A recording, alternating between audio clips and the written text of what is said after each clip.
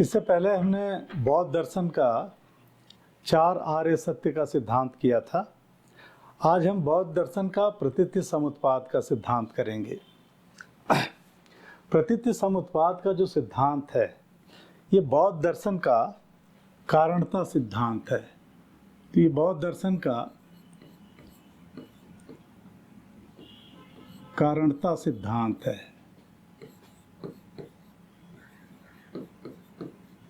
ठीक, तो बौद्ध दर्शन का कारणता सिद्धांत है प्रतीति समुत्पाद। प्रतीति का मतलब होता है ऐसा होने पर, और उत्पाद का मतलब होता है वैसा होता है। तो प्रतीति का मतलब है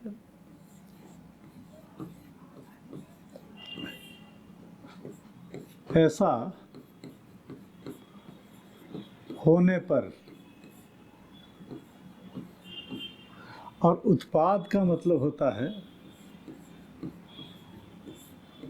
वैसा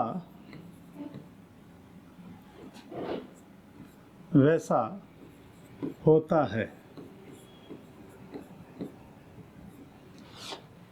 अर्थात कारण की अपेक्षा रखकर कार्य की उत्पत्ति का सिद्धांत है।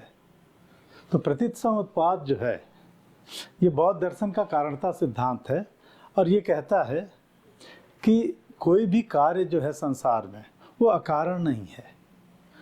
हर कार्य का कोई न कोई कारण अवश्य होगा। तो वही इसमें ये कहा गया है कि प्रतीति का मतलब होता है कि ऐसा होने पर, और उत्पाद का मतलब होता है कि वैसा होता है। अर्थात जब कारण होगा तभी कार्य होगा। कारण की अपेक्षा रखकर कार्य की उत्पत्ति का सिद्धांत इसको कहा जाता है। अर्थात हेतु प्रत्यया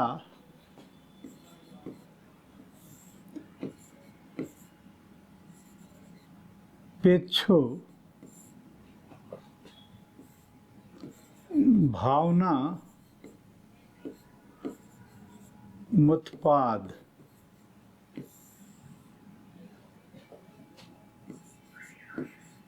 प्रतीत्य समुत्पादार्थ।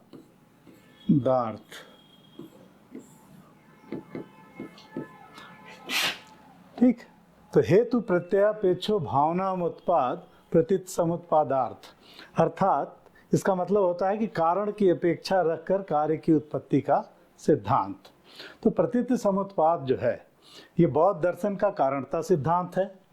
प्रतीति का मतलब होता है ऐसा होने पर, उत्पाद का मतलब होता है वैसा होता है। अर्थात हेतु प्रत्ययापेक्षो भावनामुत्पाद प्रतीति समुत्पादार्थ। अर्थात कारण की अपेक्षा रखकर कार्य की उत्पत्ति का सिद्धांत। तो प्रतीति समुत्पाद जो है ये इसके माध्यम से बुद्ध दुखों के कारण की व्याख्या करते हैं, और बुद्ध ये बताते हैं कि संसार में कोई भी कार्य जो है वो अकारण नहीं है। हर कार्य का कोई न कोई कारण अवश्य होता है, और हर जो कार्य होता है वो एक समय कारण बनता है। तो पहले कारण आएगा, फिर कार्य होगा, फिर वो कार्य कारण बनेगा, और फिर वो अगला कार्य उत्पन्न करेगा। तो इस तरीके से एक समय जो कार्य होगा वही दूसरे समय में कारण बन जाएगा। तो इस तरीके से बुद्ध ये कहते हैं कि हर कार्य का कोई न कोई कारण होता है।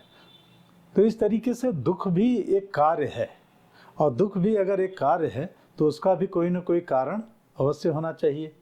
और अगर हम इस कारण को ही समाप्त कर दें तो दुख स्वमेव ही समाप्त हो जाएगा। तो दुखों का कारण ढूंढने में बुद्ध 12 कारणों की श्रृंखला का प्रतिपादन करते हैं। और ये जो प्रतीति समुत्पाद का सिद्धांत है ये बुद्ध का जो 4 आर्य सत्य का सिद्धांत है उसमें जो द्वितीय और तृतीय आर्य सत्य है उसी में हमको ये प्रतीति समुत्पाद का सिद्धांत मिलता है। इसको बौद्ध धर्म का केंद्रीय सिद्धांत भी कहा जाता है। अब प्रतीति समुत्पाद जो है, द्वितीय और तृतीय आर्य सत्य में दुखों का कारण ढूंढने में बुद्ध ने 12 कारणों की श्रृंखला बताई। तो द्वितीय आर्य सत्य में 12 कारणों की श्रृंखला बताई गई है, जिसको द्वादश निदान भी कहा जाता है। ये जो 12 कारणों की श्रृंखला है, इसमें सबसे पहले है अविद्या। अविद्या, अविद्या से संस्कार, संस्कार से नाम रूप, नाम रूप से षडायतन, षडायतन से स्पर्श, स्पर्श, स्पर्श से वेदना, वेदना से तृष्णा, तृष्णा से उपादान, उपादान से भव, भव से जाति, और जाति से जरा मरण अर्थात दुख होता है। तो ये 12 कारणों की श्रृंखला बताई बुद्ध ने द्वितीय जो आर्य सत्य है उसमें, कि अविद्या, अविद्या संस्कार, संस्कार से अविद्या, अविद्या से संस्कार, संस्कार से विज्ञान, ये विज्ञान होगा, विज्ञान, विज्ञान से नाम रूप, नाम रूप से षडायतन, षडायतन से स्पर्श, स्पर्श से वेदना, वेदना से तृष्णा, तृष्णा से उपादान, उपादान से भव, भव से जाति, और जाति से जरा मरण अर्थात दुख होता है। अब ये जो 12 कारणों की श्रृंखला है, इसमें दुखों का जो कारण है, दुखों का कारण है तृष्णा। तृष्णा यानी कि इच्छाएं, डिजायर, इच्छाएं जो हैं यही दुखों का कारण है।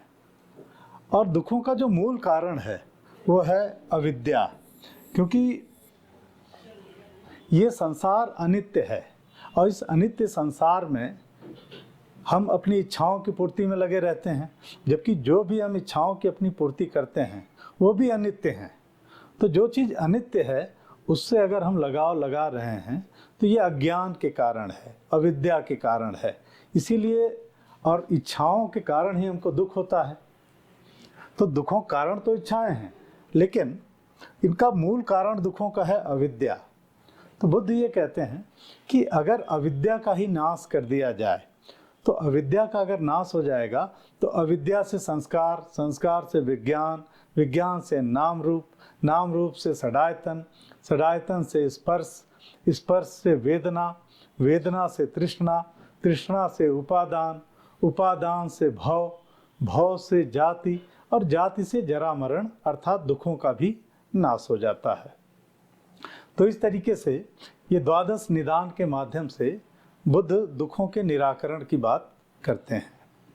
अब जो प्रतीति समुत्पाद का सिद्धांत है, इसकी बौद्ध धर्म में बहुत ज़्यादा मान्यता है, और बौद्ध धर्म में इसके महत्व को ऐसे ही समझा जा सकता है कि बौद्ध दर्शन में ये कहा गया है कि जो धर्म को जानता है वो प्रतीति उत्पाद को जानता है, और जो प्रतीति समुत्पाद को जानता है वो धर्म को जानता है। तो इस तरीके से इसकी महत्ता का बखान किया गया है। इसके अलावा बौद्ध दर्शन में जो प्रतीति समुत्पाद का सिद्धांत है, इसको मध्यम प्रतिपदा कहा गया है। मध्यम प्रतिपदा यानी बीच का मार्ग है, ये मध्यम मार्ग है। जैसे ये कहा गया है कि 2 अवस्थाएं होती हैं, एक होती है उच्छेदवाद और एक है शाश्वतवाद। तो शाश्वतवाद और उच्छेदवाद। शाश्वतवाद ये कहता है कि वस्तुएं परमानेंट हैं, नित्य हैं, इनका नाश नहीं होता कभी। और उच्छेदवाद जो है ये कहता है कि वस्तुओं का जब नाश होता है तो पूरी तरीके से नष्ट हो जाती हैं, इसके बाद कुछ भी नहीं बचता। लेकिन प्रतीति समुत्पाद जो है ये मध्यम प्रतिपदा है, ये बीच का मार्ग है। ये शाश्वतवाद और उच्छेदवाद के बीच की बात कहता है। ये कहता है कि वस्तुएं शाश्वत नहीं हैं, क्योंकि वस्तुएं जो है, संसार पूरा परिवर्तनशील है। आज कोई बालक है, कल जवान हुआ, फिर प्रौढ़ होगा, फिर बूढ़ा हो जाएगा। या कोई भी वस्तु है, उसका क्षरण होगा। तो ये कहते हैं कि संसार परिवर्तनशील है, संसार में कोई भी वस्तु नित्य नहीं है। दूसरा, ये उच्छेदवाद का भी विरोध करते हैं और ये कहते हैं कि संसार में कोई भी वस्तु पूरी तरीके से नष्ट नहीं होती। जो वस्तु नष्ट भी हो जाती है, उसका कुछ न कुछ अंश बचा रह जाता है, जो अगली पीढ़ी में ट्रांसफर हो जाता है। इसीलिए प्रतीत समुत्पाद के सिद्धांत को मध्यम प्रतिपदा कहा गया है। अब जो प्रतीत समुत्पाद का सिद्धांत है, इसकी आलोचना भी हुई और आलोचकों ने इसकी आलोचना भी की। जैसे कुछ लोग ये कहते हैं कि बुद्ध जो है, बुद्ध ने दुखों का कारण तो बताया अविद्या को, लेकिन ये नहीं बताया कि अविद्या का क्या कारण है। और यहाँ पे बुद्ध का मौन हो जाना ये दार्शनिक दृष्टि से ठीक नहीं है। लेकिन दूसरी ये और आलोचना ये करते हैं कि आलोचक ये कहते हैं कि ये जो सिद्धांत है प्रतीत समुत्पाद का, ये सिद्धांत उपनिषदों में भी मिलता है। तो ये उपनिषदों की नकल है ये सिद्धांत। लेकिन बौद्ध अनुयायी फिर इसका जवाब देते हैं और बौद्ध अनुयायी ये कहते हैं कि प्रतीत समुत्पाद का जो सिद्धांत है, इसमें बुद्ध ने दुखों का कारण अविद्या को बताया, लेकिन अविद्या का कारण इसलिए नहीं बताया क्योंकि अविद्या कारण बताते तो उस कारण का भी कारण बताना पड़ता, फिर उस कारण का कारण बताना पड़ता। तो ये जो श्रृंखला है ये चलती रहती, ये अनंत तक जाती, ये इसका कहीं पे भी अंत नहीं होता, ये बस चलती ही रहती। तो एक अनवस्था दोष आ जाता। तो यही कारण है कि बुद्ध ने अविद्या का कारण नहीं बताया। दूसरा, बौद्ध अनुयायी ये जवाब देते हैं कि जो ये कहा जाता है कि ये उपनिषद दर्शन के ब्रह्म चक्र की नकल है, क्योंकि उपनिषदों में ब्रह्म चक्र में इस तरीके का सिद्धांत है। तो ये कहा जाता है कि ब्रह्म चक्र की ये सिद्धांत भले नकल है, तो लगभग सारे दर्शन उपनिषदों पे ही टिके हुए हैं, लेकिन उपनिषदों में ये सिद्धांत बीज रूप में है, उसकी बस झलक मिलती है। इस सिद्धांत को पुष्पित और पल्लवित करने का कार्य जो किया वो बुद्ध ने किया। तो इस तरीके से ये प्रतीत समुत्पाद का सिद्धांत है। अगले लेक्चर में हम प्लेटो के बारे में जानेंगे।